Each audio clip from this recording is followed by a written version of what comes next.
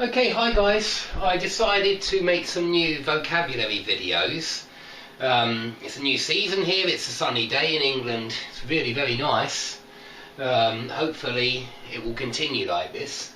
So I'd like to start with phrasal verbs. This series is going to be about phrasal verbs, and I'm going to go through different themes and topics and try and get you to learn the phrasal verbs in context. So these are all connected to money in some kind of way. Let's start here and go round in a circle. Take something out. Perhaps I'll write some typical, non-phrasal verbs underneath which are equivalent.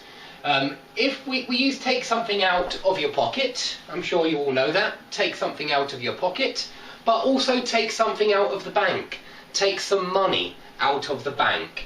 The other word would be withdraw money from the bank. That's very formal withdraw, very formal. The bank manager will say you withdrew £50 on the 1st of March, but you will probably say I took out £50 or 50 quid. That's one nice word to remember. Quid means pounds in English slang. Okay, so take something out of the bank. You can also pay someone back. You have to give back the money which they lent you, so you pay them back.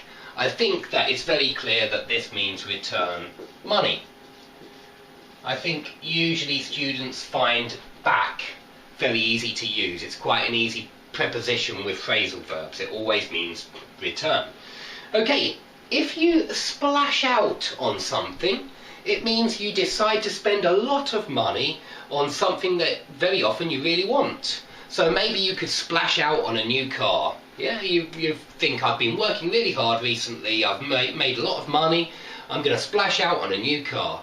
But it could be a new computer, it could be a new phone, it can be anything, but it means spend a lot of money. So spend quickly and, a lot of money. Okay, splash out on something. Cut back on something is maybe the opposite. It means that you stop buying something, or you stop using something. It doesn't have to be connected to money. You could say I'm cutting back on cigarettes, I'm cutting back on alcohol, and it means you're drinking less alcohol or you're smoking less cigarettes. But you could also say we are cutting back on unnecessary expenditures.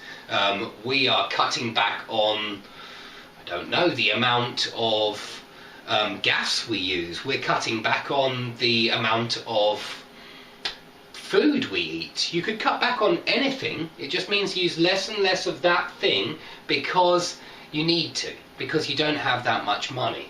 And that's normally why we say the word cutbacks.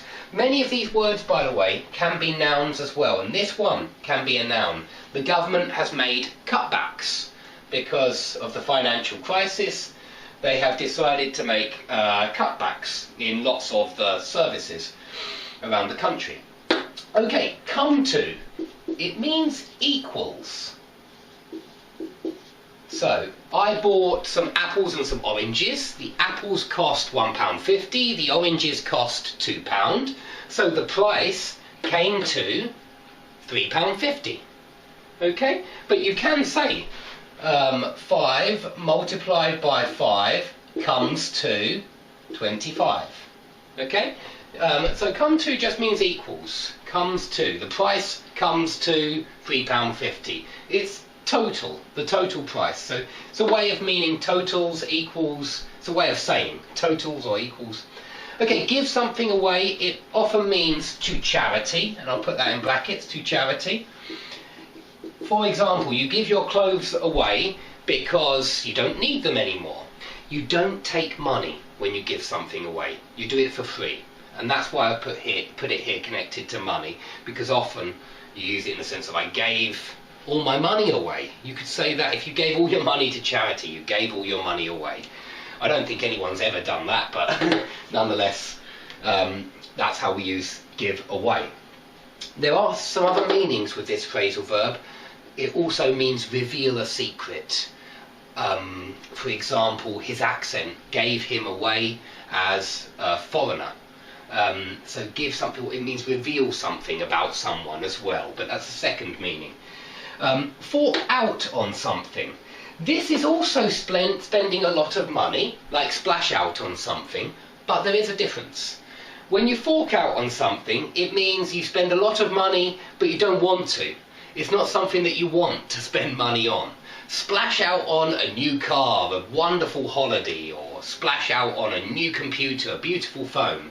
Fork out, I don't know, maybe the local council have sent you a very large bill and you complain to your friends that you have to fork out £50 a month on this new cost which the council has given you, a new bill.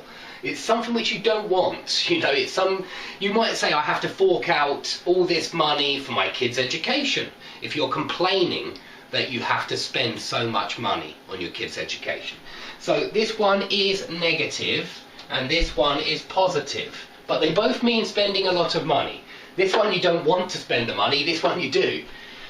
Okay, sell out of something. A shop sells out of something when it has nothing left. Very similar to the other phrasal verb, run out of.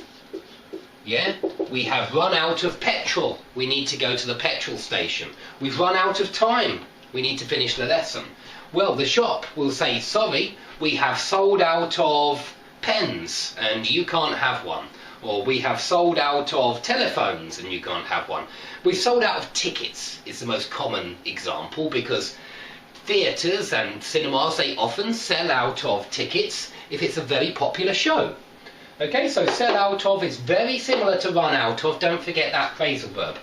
Stock up on. This is the third kind of on at the end. Splash out on, cut back on, fork out on. Stock up on. It means buy lots and lots of things for the future. You store those things, you put them in stock, in storage, for the future. So maybe you think there's going to be an apocalypse and you will need some food for the future. So you stock up on beans and pasta and rice, all this kind of food which will satisfy you for the future. But you don't have to refer to the apocalypse, of course. It's just an example for how this word is used, because when you stock up on something, if I stock up on toilet roll, that means that I don't want to buy toilet roll for a long time, because I'm going to have lots of toilet roll in my stocks, in my storage. Okay? So when you stock up on something, you have it for a long period of time. You buy lots so that it lasts a long time. Rip someone off now. Deceive. This is very similar to deceive, but financially deceive. Scam would be another word. Scam. When somebody rips you off, it means that they cheat you out of money. Maybe you're buying something, a Rolex watch from somebody, and you pay a lot of money, £200, and then you look at it and you understand it's a fake. It's a fake Rolex watch, and you paid the same money as a real one. So the person selling it ripped you off. He ripped you off. We often use this now, even if you go to a shop and you just get an expensive price, and you say, that shop ripped me off, look how much this cost. It's so expensive.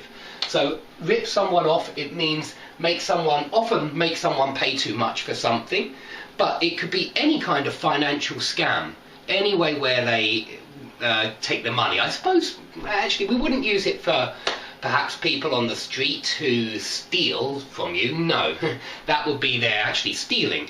But if somebody charges you too much for something, we often say then, he ripped me off. Okay, pay up. I think we use this one just as when you're asking someone for money, you say pay up, and it means pay me now, don't wait. So it's often used as an exclamation. Pay up now, and it means pay me now, that's all. Pay someone or something off means finish paying for something. So you may say, in 10 years' time, I will finally pay my mortgage off. I will finally pay off my mortgage in 10 years' time. Both possible, yeah? But it's for when you finish paying something which you pay again and again and again. So you can pay someone off as well. If you owe someone some money, maybe finally 3 weeks later you pay him off. It means finish paying something, finish paying a debt. Okay, last one which I'll talk about today. Go in on something. This is used for when you share the price. If you say to your friends, you're sitting at your friend's house and there are 10 of you, and you say, I know, let's go in on some pizzas. It means let's all buy the pizzas. Let's all put in £5 or £10 and we'll have a lot of pizzas and we'll all share them. So go in on means share the price of something.